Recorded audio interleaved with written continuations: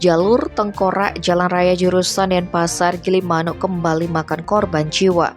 Kali ini seorang nenek tewas di tempat usai sepeda motor yang dikendarainya bertabrakan dengan mobil di Banjar Sumbersari, Desa Melayu, Kecamatan Melayu, Jumat 15 September.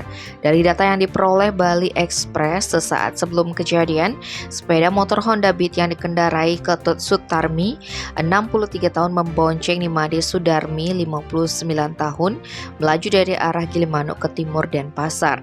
Tiba di tempat kejadian perkara, sepeda motor hendak mendahului kendaraan truk yang berada di depannya. Namun naas, di saat bersamaan dari arah berlawanan datang kendaraan Toyota Kijang Innova yang dikemudikan oleh Suhartono 69 tahun, sehingga tabrakan pun tidak dapat dihindarkan.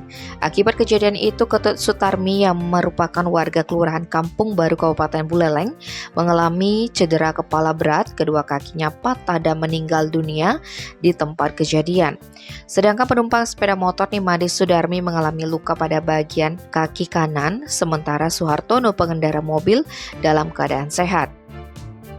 Kasat Lantas Polres Jembrana AKP Niputu Mevin Ekayanti membenarkan kejadian itu. Kecelakaan terjadi diduga karena kelalaian pengendara sepeda motor yang tidak hati-hati saat hendak mendahului kendaraan lain.